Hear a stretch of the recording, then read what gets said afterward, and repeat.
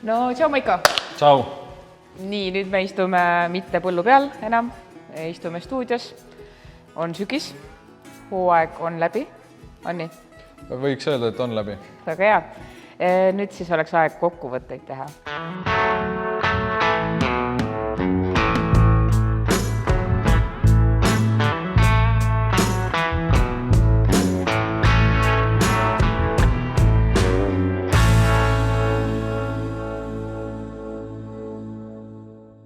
Mis tunne siis on, kui hooaeg on selja taga? Tunne on hea, et esimene hooaeg on läbi. Vaatame, kuidas siin töödega veel teeme, niped näpetama ja teha. Talvel hakkame tehnikaremonti tegema ja et järgmiseks aastaks oleme veel kindlamad ja saame veel paremini edasi minna. Aga kui sa peaksid ühe sõnaga hooaeg kokku võtma, siis mis see sõna on? Ma arvan, et ootamine. Hästi palju oli see hooaeg niisugust ootamist, et ei tohtinud tormata kogu aeg, pidi hoolega jälgima ilmateadet, et kuna põldu minna, kuna mitte minna, et need vihmaperioodid, vihmasajud, need olid iga tunni aja tagant mõne päeva jooksul, et ma arvan, et võtaks selle aasta näiteks ühe sõnaga, et ootamine. Aga milline hetk sellest hooajast jääb kõige eredamalt meelde? Neid hetki oli, ma arvan, see aasta päris palju, et ma arvan, et toredad hetked on need päevad, kus me Skandagrega filmi tegime. Sain tutvustada enda ettevõtet, et ülejäänud oli suht siuke rutiinne töö tegemine, et ja, oli palju huvitavat, näiteks vahekultuuri külvamine, mis esmakordselt see aasta siis tegime. Oli hästi palju uut tegemist, millega siis sai katsetada. Kõik olid ilusad hetked siis? Oli halbu hetki ka, kui keset võtta hetke väetsekülvik lagunes ära.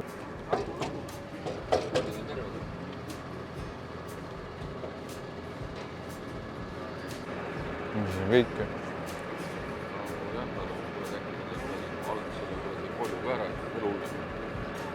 Läbi, jah. Nüüd peab minema maru osasid otsima. Ma isegi ei tea veel, kuhu poole joostin.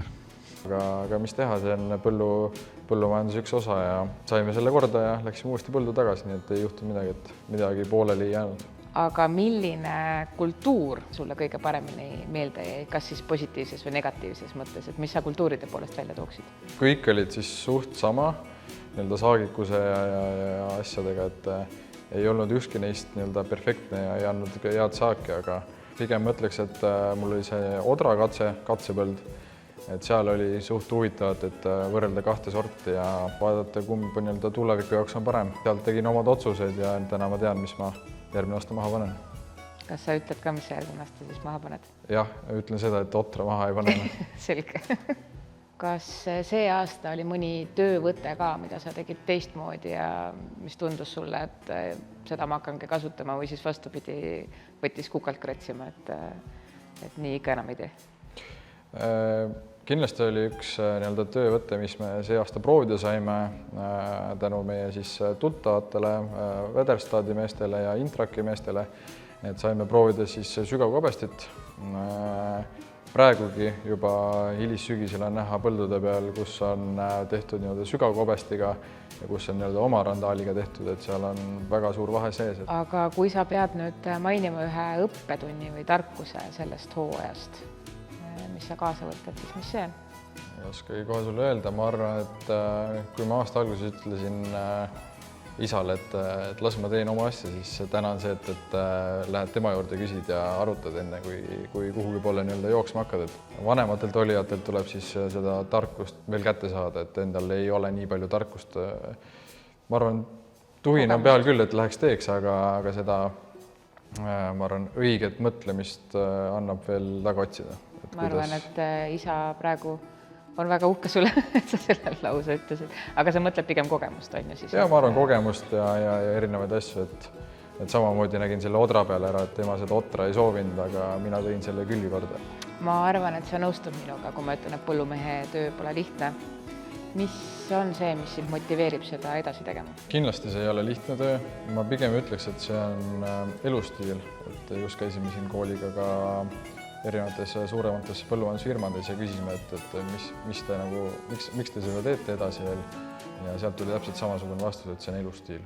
Et kui oled juba pikalt seda asja teinud, siis sa ei oska nagu midagi, ma arvan, oskaksin midagi muud teha küll, aga sa lihtsalt ei taha sealt ära minna, et tunned ennast vabalt. Maiko, et sul on rallis on meeletu tiim ümber, kes sind kogu aeg aitavad.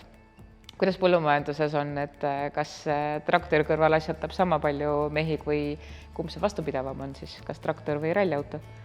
Mõlemad tööriistad teevad siis erinevat tööd, ühega sõidame võidu, tal on omad kohad, kus ta võib laguneda, samamoodi on traktoril kohad, kus ta võib laguneda, aga see aasta ütleks, et suht tehnika kestis. Ja tiim on sul vist mõlemal pool ümber? Ja, tiim on mõlemal pool ümber, et on autospordis ja on ka põllumajanduses oma tiim, et need on 2 eraldi tiimi, aga töötame koos ühe ühise asja nimel. Kas sul on mingisugune rutiin või mingi asi, mida Maiko teeb iga päev hooajal, siis juhul kui on, mis asi see on? Iga päev on põllumajanduses erinev ja erinevad kas siis probleemid või siis väljakutsed on iga päev ootamas, et ei ole niisugust rutiini nagu tekkinud, või mingi pidevat asja, mida iga päev teen, et kõik jookseb omas tempos. Aga mis teeb noorest põllumehest selle põllukangelase? Millist isikuomadust see eeldab? Julgus äkki katsetada erinevaid asju, proovida ennast leida siis põllu pealt üles, kuidas sa põlluga seotud oled, kuidas sa paremini siis koostööd saad siis põlluga teha. Ma arvan, et see on üks kindel asi, mis peab olema põllukangelasele, et oskama põlluga suhelda. Ma väga loodan, et sa oled mõelnud ka uuele aastale. Mis on uuel aastal see asi, mida sa teed kindlasti hoopis teistmoodi? Uuel aastal kindlasti olen mõtlenud selle peale, juba Tallinnisu on maha pantud. Nagu ma enne ütlesin, siis sain odraga mööda näpp ära ja seda enam maha ei pane. Lähme natuke lihtsamalt teed, paneme siis kaera maha. On siis Tallinnisu ja siis kaerasegu, et vaatame, kuidas see tuleb. Et võib-olla ka plaanin natukene rapsi maha panna.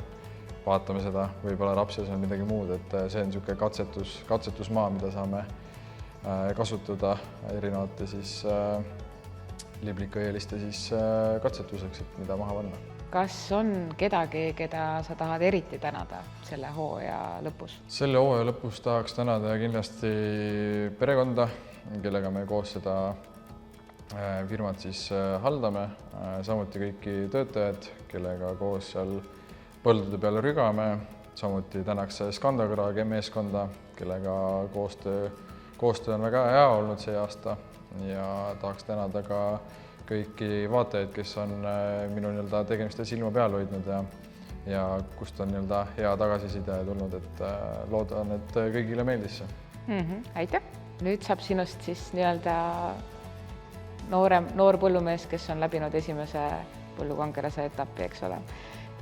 Mida sa annaksid kaasa uuele põllukangelasele, nooremale endale siis? Mis soovituse sa kaasa annaksid?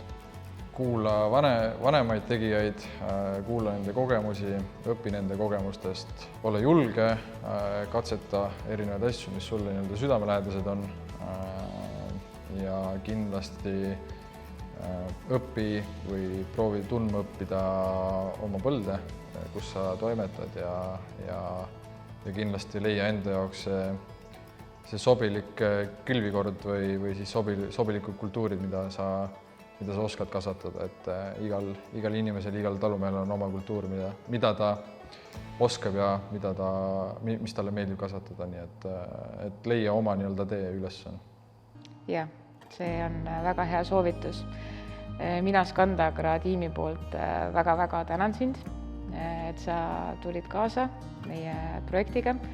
Ma usun, et sul on veel väga palju õppida ja sa õppisid see aasta ka meeletult palju, et seda näitab ju sinu sõnad, mis sa siis praegu meile siin meieni tõid.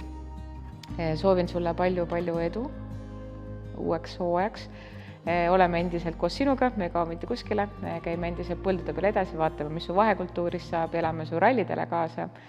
Aga praegu lähme siis talvepuhkusele ja naudime elu, kuniks uuesti Adramaasse saab. Suur aitäh teile, näeme järgmine hooaeg.